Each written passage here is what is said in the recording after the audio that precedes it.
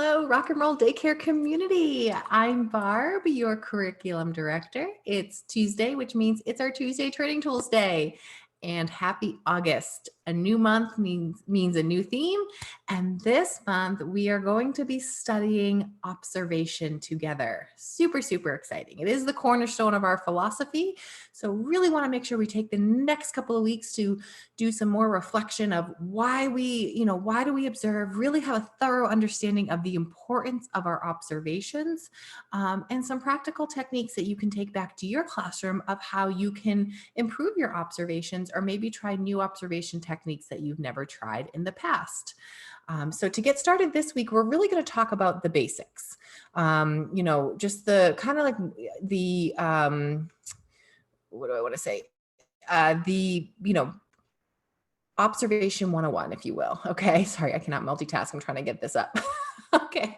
So, all right, let's see. Is this working? Okay. This is why I can't multitask. I should just focus on one thing at a time here. Okay, cool.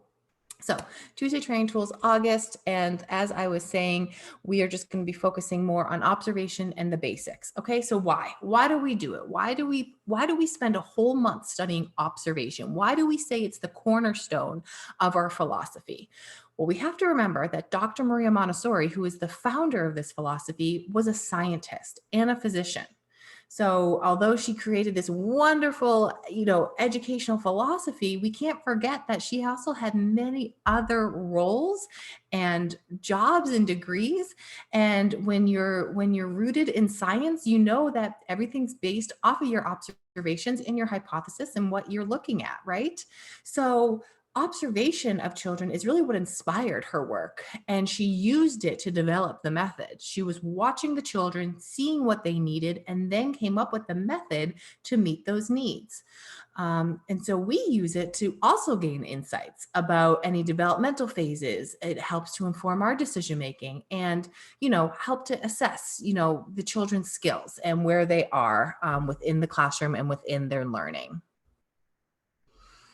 So we have to remember that it's a tool for us to better understand children.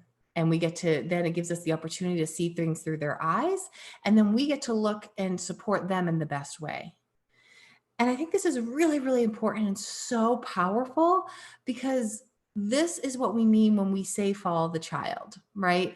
I think sometimes when you hear that phrase within Montessori, you think that just means we let a child do whatever they want. And that's not the case.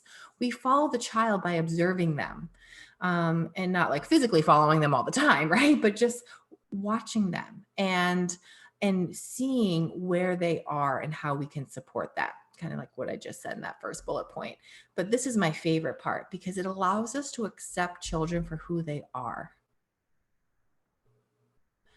We remember to see them as they are and not who we want them to be. Wow. I mean, I just think that's so powerful. I had to pause there for a moment to really just, internalize that this tool allows us to take a step back and make observations about this is where the child is, regardless if I have preconceived notions, if I have different opinions about it, or where I think the child should be, shouldn't be, whatever it is.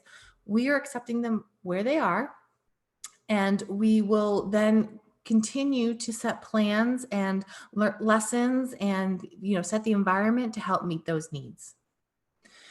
And so really what this does is, instead of us always trying to come up with an idea of what we can teach them, they're showing us what they want to learn. And then we just support that. So this is why we have our curriculum built the way we do, because it would be really easy for me as a curriculum director to write out 12 curriculums, one per month for each division, and then hand them out and say, this is what you do. That would be easy. But that's not an authentic way to support a child or child development, because we have to put the child first. We are a child-centric program. And so in order to do that, to facilitate it, we say to you as the educators, you watch, you observe, and you come up with your curriculum because you're the only one that understands the needs of the children in your classroom. I do not understand that. And therefore, I could never come up with a meaningful curriculum or a meaningful lesson or a meaningful work or activity because I simply don't know the children in your classroom or in your learning environment. You do. So that's why we do this observation, because it informs us what we need to do, how they learn, and how we can support them.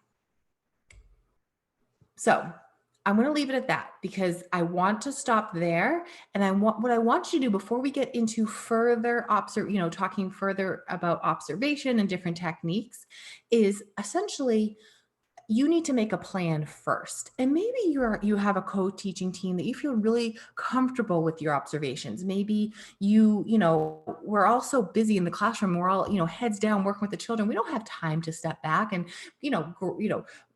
casually write notes. I mean, in a perfect world, that would be great. But when you're working with infant toddlers and preschoolers, you just don't have time to do that. But you do also know that you are watching things throughout the day. So what I really want you to do is to really think of like, what is your method of how you're writing down your observations, how you're, organizing those observations, and how you're sharing them with your team. Because ultimately, if you're not doing that part first, then explaining observations or talking about different techniques is really going to be useless because you need to have this set. Okay. So first, for this week, we're going to go back to our journals. And just like the beginning of last month, when I had you read the intro, there's another fabulous intro about observation. Open this journal, take time to read this. This is really going to help set the stage for the next month. It's going to give you a lot of good information, a lot of good insights. And the beautiful thing about this journals is that it's giving you context in a different way about what we're studying. So yeah, you can hear this on Tuesday Training Tools and watch it during your prep, your break time, whatever. But then to read it, putting the two together is really, really powerful. And these intros to our themes are really, really useful tools to use to get you started. Oops, this is backwards. For your month of the weekly professional development. Okay, so first start there. Take some time, read it. Next, understand, like I said, you are all so busy, but I really want you to be figuring out and being mindful of, reflecting, how do I set time aside to observe? How do I record these observations? What does it look like within my teaching team? What does it look like when I meet with my program specialist? And see if you're comfortable with that flow. And again, like I said, maybe some of you have this down and you know how you observe, you know how you write down, you have your systems. Great. If you don't, this is really the time. Take this week to figure it out. This is why we have our journal. So all of our observations can be in a central location. So when you go to meet with your program specialist, you just bring your journal to that meeting and have your observations there. So maybe take a look at how you could be, incorporating your observations and writing those down in the journal to have it compiled in one area. But regardless, for this week, I want you to make a plan, reflect on that plan of how am I observing. And then the next couple of weeks, we'll talk about the different types of observations. And like I said, some different techniques and some ways, some practical tips that you can bring into your classroom. So I look forward to hearing, the plans that you have for observations, your reflections on the intro in the journal. And just some ways to, again, strengthen the team, because our observations are pretty meaningless if we're not sharing it with the other educators in our classroom or with our team members, right? And just see if, look forward to just seeing how that is all coming together. Really, really important work when we talk about observations. And I really look forward to this month in terms of just hearing how it's all happening and unfolding in each of your classrooms and learning environments. So thank you, everyone. If you have any questions at all, always feel free to reach out to your program specialist, your director, myself. Always happy to help. Enjoy the reading, enjoy spending, sharing ideas with your team members, and we will be back next week to continue our conversations and reflections about observations. Have a great day.